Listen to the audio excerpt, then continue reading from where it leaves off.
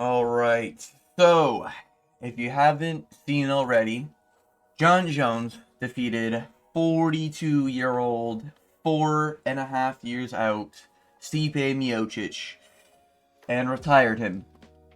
Now, if you don't know what that means, that basically means everyone's gonna call sorry, I'm getting ahead of myself here. Everyone's gonna call Jon Jones the greatest of all time. People genuinely thought Stipe was going to be Jon Jones' toughest test. Almost was, to be fair. Did win a round on a scorecard, just saying. But we all know Stipe Miocic. He hadn't had a win in 4.5 years. And he's 42 years old. And he was just a full-time fireman before going back to show up to get a paycheck. Let's just be honest. Hey, respect the man, you know? But, whether or not you like wife beaters, I mean, don't get me wrong, I hate them too. Whether or not you like guys who drive and hit women while intoxicated, that the women are pregnant and then they drive off, in the middle of the night. Hey, I hate them too. Hey, we're on the same page here. And whether or not you, like cheaters who pop for PEDs the most in UFC history with the least amount of punishments. A lot of no contests that should be overturned to losses, just saying. But whether or not you like these people, we'll call them, I encourage you to go watch back Jon Jones versus Stipe. Now, if you haven't, try to find a clip or something, not of the finish, because the finish does just look weak from Stipe. He takes one spinning back kick after maybe one knee to the body and one body kick, I guess, and then he goes down to body shot. But Jon Jones looks slow as fuck. Like, let's just be honest here. Jon Jones looked like shit in that fight. If you say Jon Jones looks good in that fight, you are on some sort of Zaza. You are higher than a kite right now. Jon Jones literally looked like he was slow as molasses. I thought I was watching Shamil Gazib fucking strike out there with his speed. Fucking hell. His takedown was very sloppy. It was literally just a trip. I think it was a judo trip. A lot of people were calling it that.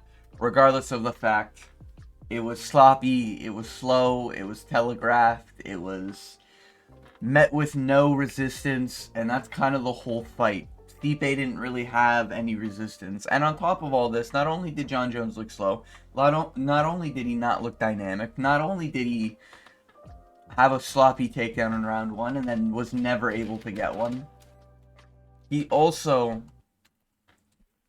just a fat guy now. Like, let's be honest. Like, he's just an overweight heavyweight, He talks about being able to go back to 205. I thought the whole point of the 3-year layoff was to bulk up for heavyweight. Okay there, little bro. Kind of just admitting to running away to Francis Ngannou, but let's not get too ahead of ourselves. Now, what I'm trying to say is that Jon Jones is invincible. His Cyril Gane performance, once in 4 years, you might be able to say, Jon Jones by whatever he wants to all these heavyweights. I question if he beats the ranked heavyweights now. Most of the ranked heavyweights. And we're going to get into a few of them that I think genuinely beat Jon Jones. Like, I'm not joking. I am picking these people to beat Jon Jones if I see the matchup. Of course, we will never get it. Jon Jones, the greatest duck of all time. But we can at least fantasize about it. And you can let me know if I'm wrong about these, but I'm just going to be honest. Just thinking about it, I can see them losing. Now, let's just take a quick peek at Jon Jones here. Johnny Bones Jones, only a couple finishes on his record. Where's his height? That's what I really want to look here. I don't see his height here. How come I can't find his height? Oh, is this it? Age, height. That is not what I'm looking for. Alright, looks like we're doing this then. Jon Jones. Ugh, I have a wife beater in my fucking search history now. It is what it is. Gotta do it for the video. Yeah. 6'4", correct me if I'm wrong, he looks small out there compared to Stipe, just saying. And Stipe somehow was heavier than him. And he has, I believe, an 84-inch reach. Is that here? I don't think it's here. It is what it is. Not really important.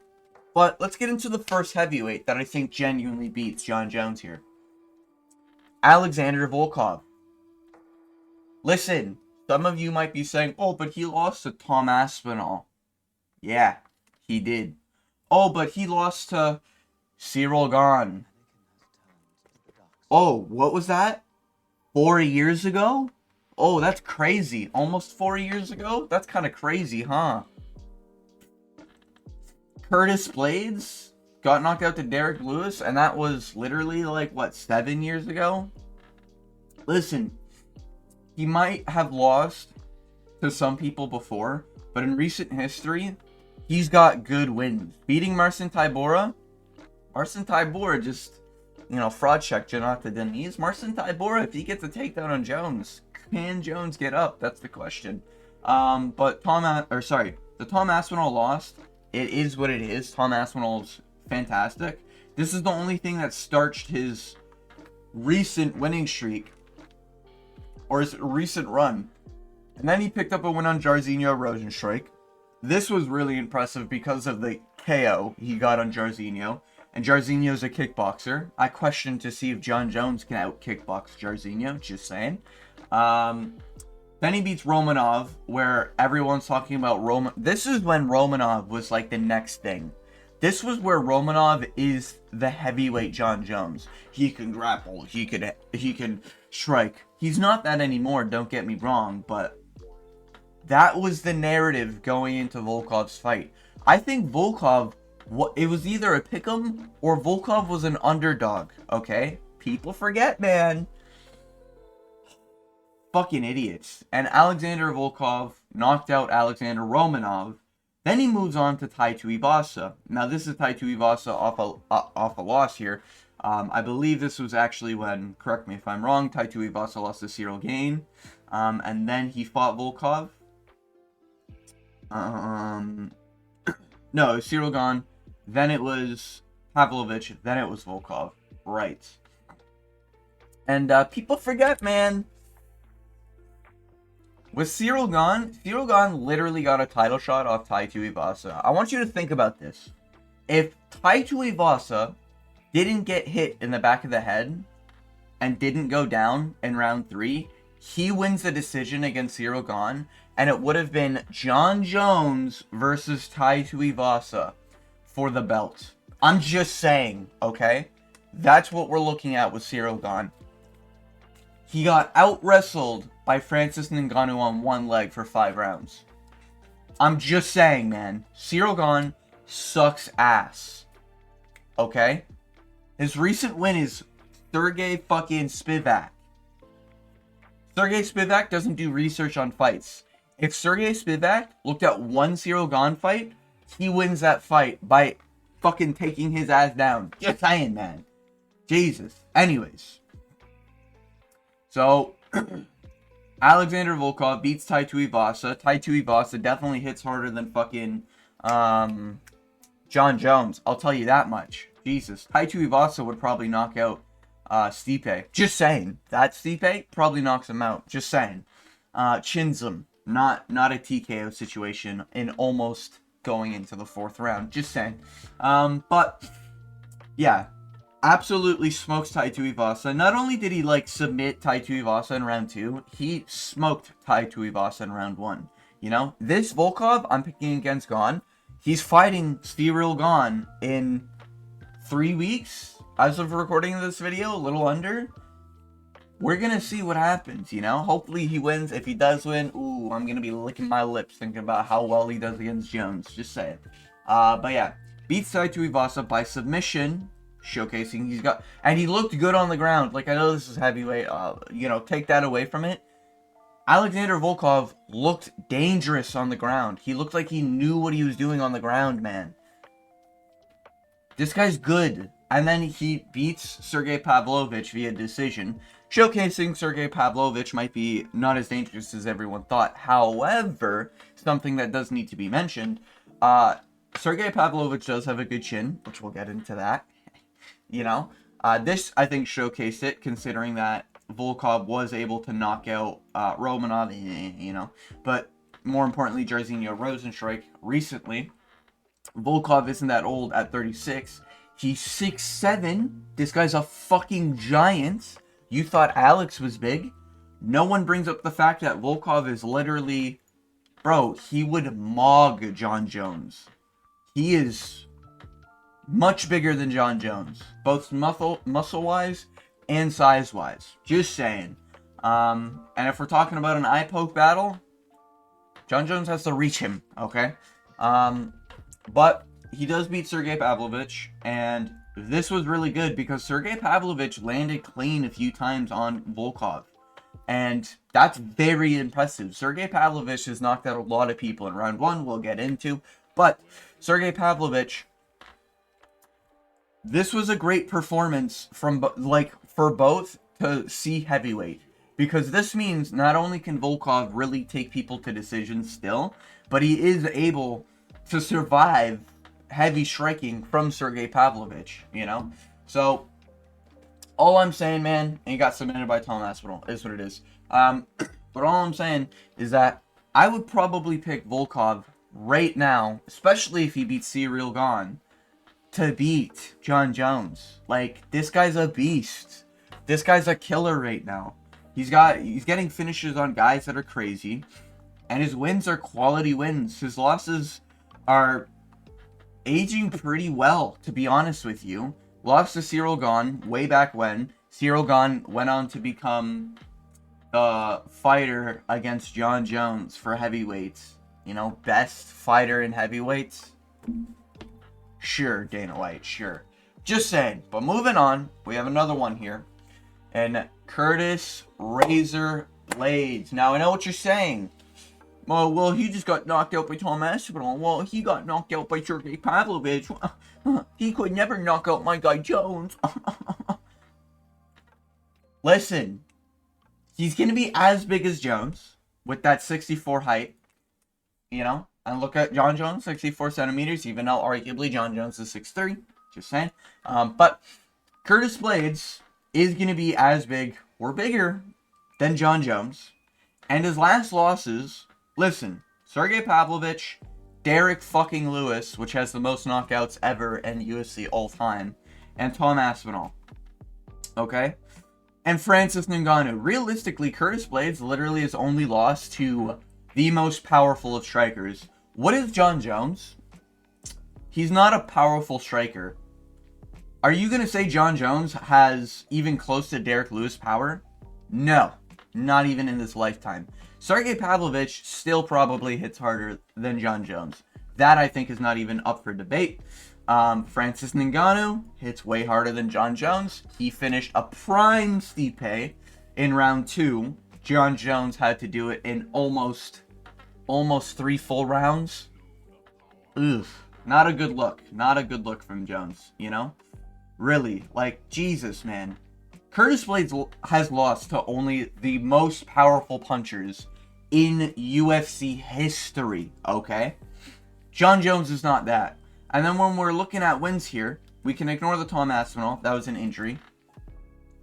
But he's really good at striking. He's out-striking Jairzinho Rozenstruik and getting to a decision.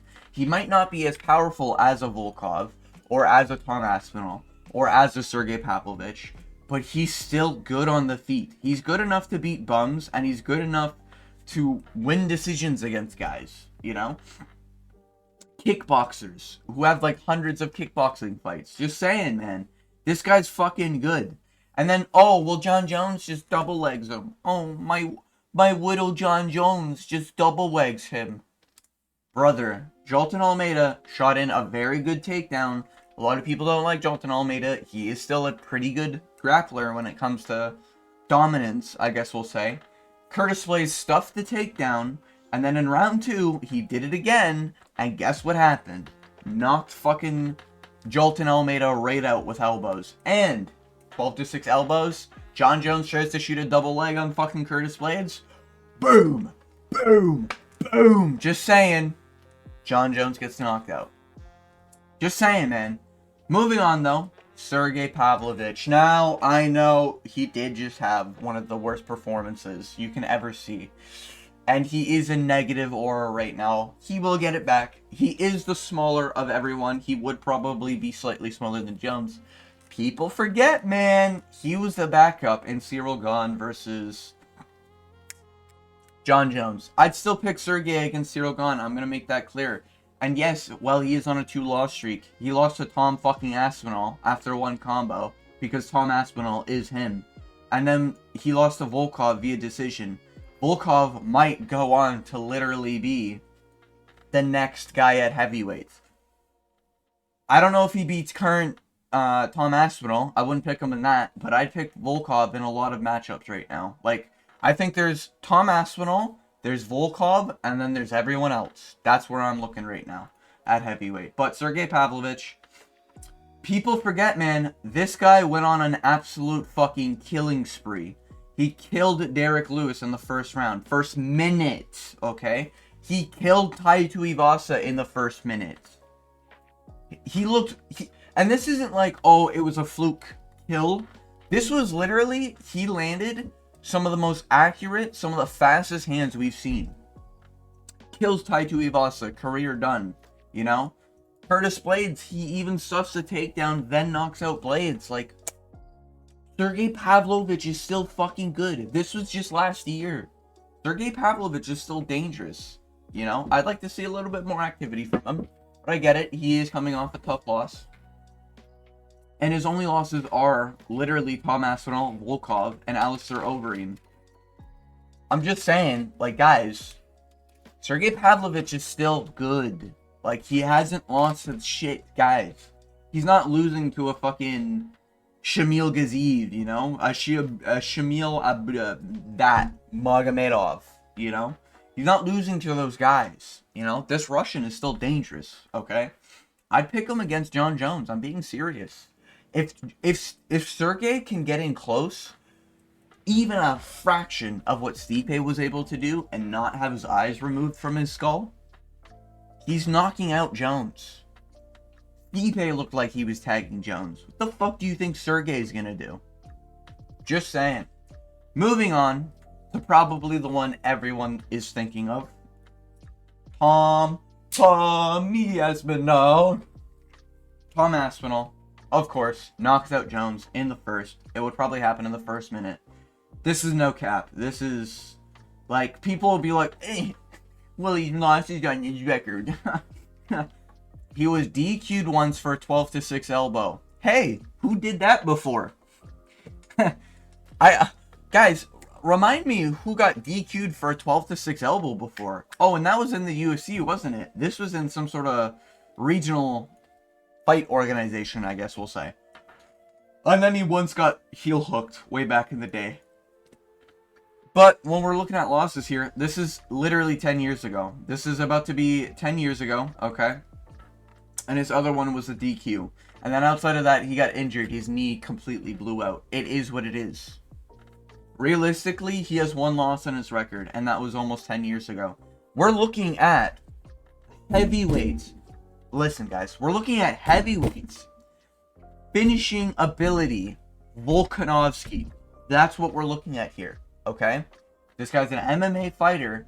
He's got the grappling. He's going to be bigger than Jon. He's 6'5".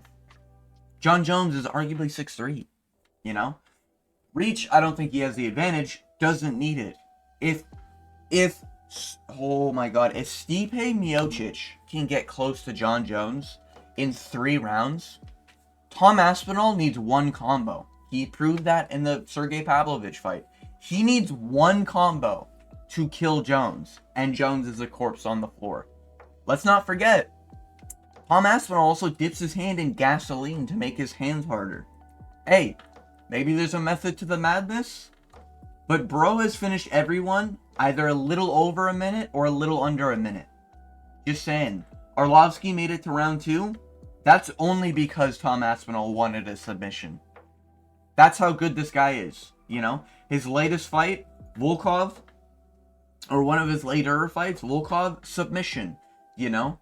The only time he's taking people into the next round is when, oh, I'm not knocking this guy out. Okay, I'm going to submit him. Guys, Tom Aspinall is him. Tom Aspinall is the greatest heavyweight, arguably, of all time. Would I pick him against Jon Jones? Of course. Am I still picking him against Volkov? Yes. Am I picking him against Francis Ngannou if that fight were to ever happen? Probably. I'm not going to lie, probably. You know, Francis has been knocked out, just saying. But Tom Aspinall, great fighter. Now, there's one more fighter here that I think we need to talk about, and I think a lot of people are expecting to see next, and that is Alex Pereira. Shama. Now, if you would have asked me Alex Pereira versus Jon Jones right after the Cyril Gane fight, who wins? I'd say probably Jon Jones. I would. Listen, I would. Alright? Jon Jones would probably get a double leg. Jon Jones would probably get a single leg, drag him down, get a submission, right? Now that I've seen that fight, let's just put this in perspective. Alex Pereira versus Khalil Roundtree. Pereira is the same age and this same birth month, I think, as well, than Jon Jones, as Jon Jones. He's the exact same, is it July? Yeah. He's the exact same age as Jon Jones, older by a week.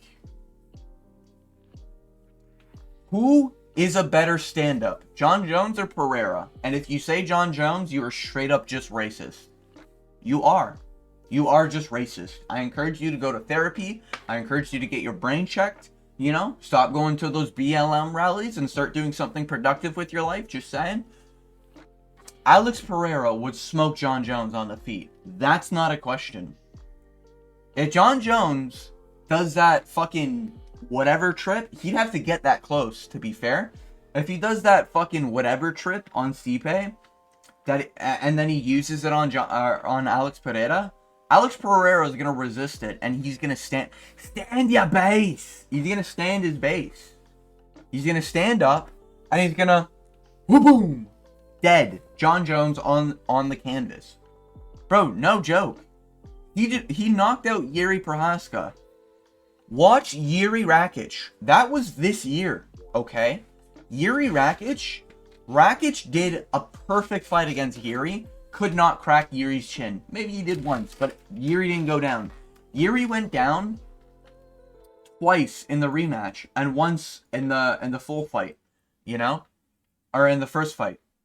Not only that, people forget, man. Go back and watch Jan Blachowicz Pereira. I think Pereira won that easy 29-28. Arguably could have got a 30-27. Pereira literally lifted Jan Blachowicz. He lifted Jan Blachowicz off the ground from his neck. He had a standing, like, it was kind of like a headlock. I'm not going to say it's a guillotine, but it was a standing headlock.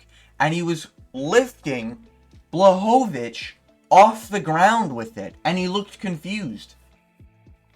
His ground game is probably fairly decent now. Like, it's probably better than Adesanya's right now. It's probably better than a lot of people ranked right now, you know? I'm just saying, man. Like, he probably smokes a lot of the division here. Shamil Gaziv's ranked 15? Why? Anyways, that's so weird.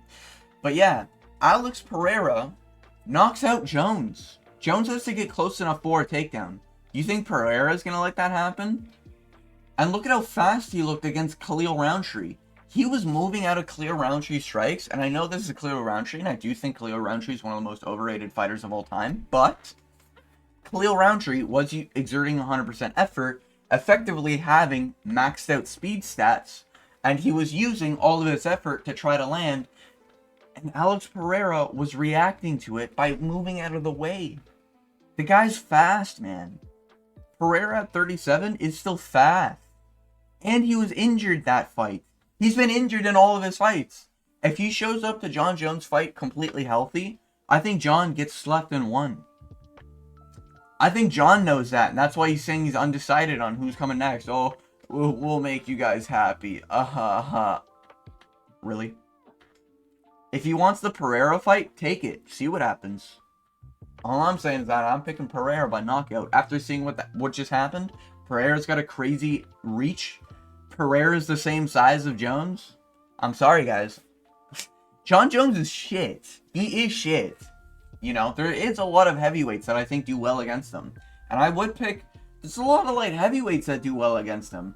Does Jon Jones beat Yuri Prohaska? Yuri's only died to Alex. I don't think he beats Yuri, guys. Does he beat a Jamal Hill? Maybe. Probably not. I don't know. That's a 50-50 for me.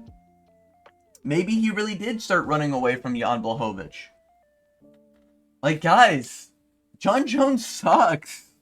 There's a lot of fighters that I would pick to beat Jon Jones now. And I would feel confident in. Not like I'm picking because I hate wife beaters. But that one's obvious.